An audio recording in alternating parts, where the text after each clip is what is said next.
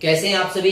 उम्मीद करता हूं आप सभी स्वस्थ होंगे। आज की वीडियो हम डिस्कस करने वाले हैं जो हमारी क्लास चली है पंचायती राज एवं ग्रामीण अर्थव्यवस्था की, उसी का ये नेक्स्ट पार्ट है। इसके पहले की वीडियो आपको प्लेलिस्ट में देखने को मिल जाएंगे। हम तैयारी कर रहे हैं मध्य प्रदेश पटवारी 2022 की। बिल्कुल आपको जो है घबराना नहीं है, हंसी मजाक में बिल्कुल जो फैक्चुअल नॉलेज हो सकता है वो पूरा आप लोगों को हम कवर कर देंगे। फैक्चुअल और एमसीक्यू फॉर्म में ही कवर करने वाले, थ्योरी के लिए आप लोग एक बुक जो है कोई भी पढ़ सकते हैं। जल्दी से स्टार्ट करते हैं बिना टाइम वेस्ट किए, और इसके पहले की वीडियो आप लोग देख लेना, जब तक आप लोग वीडियो को शेयर कर देना। मजा आने वाला है, इंटरेस्ट करेंगे, एंजॉय के साथ पढ़ने वाले हैं बिल्कुल तरीके से। चलिए देखते हैं। यहाँ से आपको एक क्वेश्चन देखने को मिलेगा, ये वाले फैक्ट जो है बिल्कुल आपको यहाँ से क्वेश्चन बनेगा, एक क्वेश्चन बनेगा आपका, ठीक है।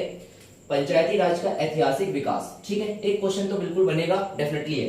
देखिए उद्देश्य पूछा जाता है, बताइए भैया पंचायती राज का उद्देश्य क्या है। दे देगा चार ऑप्शन, व्यापम, और बोलेगा बताइए इसमें से कौन सा उद्देश्य है, या फिर बोलेगा बताइए इसमें से कौन सा उद्देश्य नहीं है। कुछ भी आपसे पूछ सकता है। तो अगर आपने इसकी मीनिंग समझ ली तो आप वापस ऑप्शन को एलिमिनेट करके आंसर लगा पाएंगे, ठीक है। तो देखिए आप लोग ध्यान से देखना है, बोलना है, लिखना है और सुनना है। डेफिनेटली आपको यहीं पास याद हो जाएगा, अलग से रट्टा वाला कुछ नहीं आपको करना, ठीक है। ना कोई ट्रिक होती है, चीजों को बार बार करने से ही सारा कुछ हो जाता है। जितना हम आसान तरीके से पढ़ेंगे उतना अच्छा हमारे लिए एग्जाम में नंबर आएंगे, ठीक है।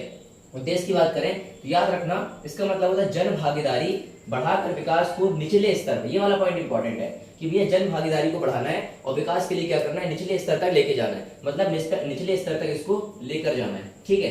यही इसका उद्देश्य किसका, पंचायती राज का। ये वाला पॉइंट क्लियर हुआ। चलिए जल्दी से, बहुत छोटा सा क्लास रहेगा, आप लोग देख लीजिएगा। फिर हम लोग इसको रेगुलर रखने वाले हैं कल से भी, और रेगुलर आपकी क्लास चली रही है। स्थानीय शासन लागू करने की अनुशंसा। अब देखिए यहाँ पास लोग कंफ्यूज होते हैं। अगर क्वेश्चन आपसे पूछा जाए, ध्यान से पढ़ना है, यही तो लैंग्वेज इंपॉर्टेंट है। लैंग्वेज अगर आप समझ गए तो आप अपने आंसर को आराम से वापस पिक कर पाएंगे, ठीक है। देखिए स्थानीय शासन लागू करने की अनुशंसा, स्थानीय शासन लागू करने की अगर अनुशंसा वर्ड लिखा है, ठीक है, अनुशंसा वर्ड लिखा हुआ है, तो आप बताइएगा। सब लोग यहाँ लगा के आते हैं लॉर्ड रिपन, जो कि गलत होता है, ठीक है। तो यहाँ पास आप देखिए स्थानीय शासन लागू करने की अनुशंसा किसके द्वारा की गई थी। अगर ये प्रश्न पूछा जाता है तो आप बताएंगे लॉर्ड मेयो के द्वारा। किसके द्वारा की गई थी, लॉर्ड मेयो के द्वारा। अब यहाँ ये भी पूछ सकता है कि स्थानीय शासन लागू करने की अनुशंसा कौन से वर्ष में लॉर्ड मेयो के द्वारा की गई थी, तो आप बताइएगा 1870। कब बताएंगे, 1870। नेक्स्ट देख लेते हैं जल्दी से कि प्रथम बार स्थानीय बोर्ड की स्थापना। अब यहाँ पर क्वेश्चन आपका क्लियर होना चाहिए कि प्रथम बार स्थानीय बोर्ड की स्थापना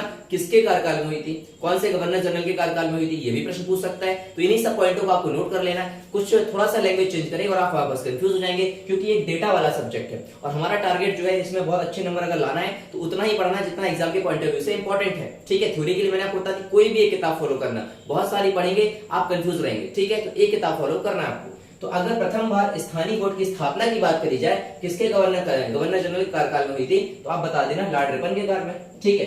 और लॉर्ड रिपन को क्या बोला जाता है, स्थानीय स्वशासन का जनक। यहाँ पास आपका पॉइंट क्लियर है क्या। तो देखिए कितने सारे फैक्ट क्लियर हो गए कि स्थानीय स्वशासन के जनक की बात करेगा तो आप बताइएगा लॉर्ड रिपन। अगर बात करेगी प्रथम बार स्थानीय बोर्ड की स्थापना किसने करी, तो भी बता दीजिएगा लॉर्ड रिपन के बारे में। चलिए और देख लेते हैं कि 1882 का टाइम है ना, तो ये वाला पॉइंट याद रखेंगे आप लोग कि भैया पंचायती राज व्यवस्था की शुरुआत। अगर आपसे पूछा जाए सबसे पहली बात पंचायती राज व्यवस्था की शुरुआत किसके कार्यकाल में हुई, तो भी आप बता सकते हैं लॉर्ड रिपन के कार्यकाल में। कब हुई बता दीजिएगा, 1882। ये सन भी पूछ सकता है। तो 1882 में पंचायती राज व्यवस्था की शुरुआत की, इसी को ऐतिहासिक पृष्ठभूमि बोला जाता है। यहीं से एक्चुअली में शुरुआत आपको देखने को मिलेगी। चलिए नेक्स्ट देख लेते हैं। एक ये बहुत इंपॉर्टेंट क्वेश्चन है, बहुत कम लोग इसको जानते हैं, ठीक है, बहुत कम लोग इसको पढ़ाते भी हैं। तो याद रखेंगे आप लोग, शाही विकेंद्रीकरण आयोग ये पूछ सकता है कि बताइए भैया शाही विकेंद्रीकरण आयोग की स्थापना या गठन कौन से ईयर में की गई थी, तो आप बताएंगे 1907।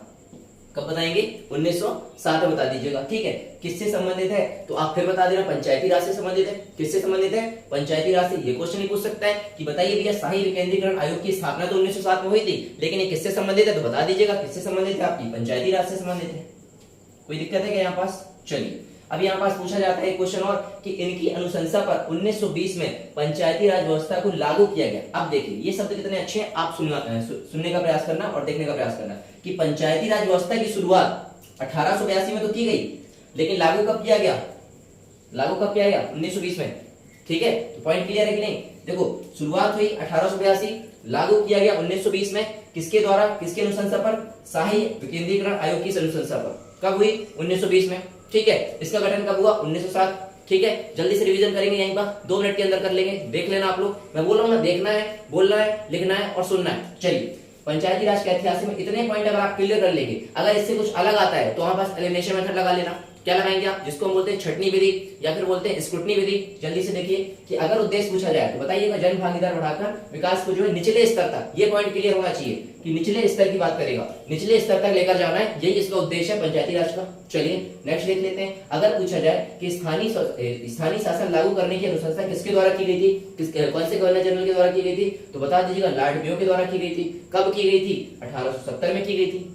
लेकिन अगर यही क्वेश्चन अगर आपको बदल के दे दे कि स्थानीय स्वशासन की जनक किसे कहा जाता है, तो ये सबको पता है, लॉर्ड रिपन को बोला जाता है। लेकिन ये कम लोगों को पता होता है कि प्रथम बार स्थानीय बोर्ड स्थापना जो है किसके कार्यकाल में हुई थी, किसके गवर्नर जनरल कार्यकाल में हुई थी, तो लॉर्ड रिपन के कार्यकाल में हुई थी। कब हुई थी, 1882 के आसपास हुई थी। याद रखेंगे पंचायती राज व्यवस्था शुरुआत कब से हुआ, 1882। याद रखेंगे आप लोग, इनका कार्यकाल भी पूछ सकता है, लॉर्ड रिपन का कार्यकाल ही पूछ सकता है। तो आप लोग कमेंट सेक्शन में एक बार जो है लॉर्ड मेयो का कार्यकाल बताइए, ये कब से कब तक गवर्नर जनरल थे, और एक बार आप बताइए लॉर्ड रिपन का। ये दोनों आप लोगों को बिल्कुल मुंह जबानी याद होना चाहिए, मैं आप लोगों को पहले पढ़ाया हूं इसका, तो इसलिए आप लोग कमेंट सेक्शन में बताइएगा और कमेंट किया कीजिएगा। इससे आपका ब्रेन एक्टिव होता है, रिकॉलिंग पावर बहुत शानदार होती है, जो आपने पढ़ाई करी होती है वो बिंदास होने वाली है। ठीक है, तो अब देख लेते हैं। अगर इसी के बाद एक क्वेश्चन अगर पूछा जाए कि बताइए शाही विकेंद्रीकरण आयोग का गठन या स्थापना कब हुई, तो बता देना भैया 1907 में हुई थी। ठीक है, अगर बोला जाए किससे संबंधित है, बता देना पंचायती राज से संबंधित है।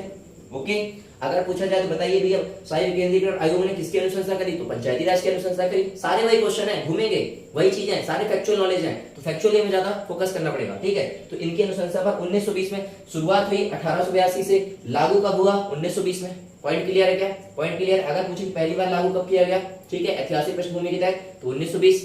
अब कल थोड़ा सा देखेंगे हम कौन सा, जो आप लोग पढ़ते हैं नागौर राजस्थान आंध्र प्रदेश वाला, इसके आगे का पार्ट देख लेंगे थोड़ा सा, कौन सा उत्थान काल था, कौन सा शुरुआत के काल था, कौन सा अंत का काल था, सारा कुछ कल थोड़ा सा हम डिस्कशन करने का प्रयास करेंगे। समुदाय विकास कार्यक्रम वाला, ठीक है, आपका राष्ट्रीय विस्तार सेवा वाला कार्यक्रम, बलवंत राय मेहता की जो बात थी, कब रिपोर्ट आई, कब गठन हुआ, ये पूरा जो ओवरऑल कल अपन देखेंगे। आज के लिए इतना ही रहने देते हैं, इतना थोड़ा थोड़ा चलेंगे क्योंकि अभी आपके पास समय है, अभी से पढ़ाई करेंगे डेफिनेटली आप अपने जो है सिलेक्शन के करीब पहुंच जाएंगे। हमारा टारगेट है 85 प्लस करना। देखिए आप लोग थ्योरी पढ़ रहे हैं, किताबों से पढ़ रहे हैं, सब बढ़िया है, कुछ तरीके बदलने पड़ेंगे तभी आप यहाँ पर सिलेक्शन ले पाएंगे, क्योंकि कंपटीशन अच्छा रहने वाला है। और यहाँ पर जो जागरूक बनेगा, जो अभी से कंटिन्यू स्टडी करेगा, पेशेंस रखेगा, लगातार खुद पर भरोसा करेगा, हम पे भरोसा करेगा, डेफिनेटली उसका एग्जाम निकलने वाले। और सारी क्लासेज फ्री ऑफ कॉस्ट है, रेगुलर आपकी क्लास रहेगी। मिलते हैं कल नेक्स्ट वीडियो के साथ, पढ़ते रहिए, ध्यान रखिए अपना, मुस्कुराते रहिए। जय हिंद, जय भारत, जय जवान, जय किसान, टेक केयर। डिस्क्रिप्शन में टेलीग्राम का लिंक दिया है, इन वीडियो की जो लिंक रहेगी वहां भी आपको प्रोवाइड कराऊंगा। स्टडी मटेरियल, एमसीक्यू जो भी मेरे पास हो पाएगा, धीरे धीरे मैं आपको पीडीएफ बना के देता चलूंगा। चैनल को सब्सक्राइब जरूर कर लेना, मेहनत आप लोगों के लिए की जा रही है ईमानदारी पूर्वक, और वीडियो को शेयर कर देना। मिलते हैं नेक्स्ट वीडियो के साथ।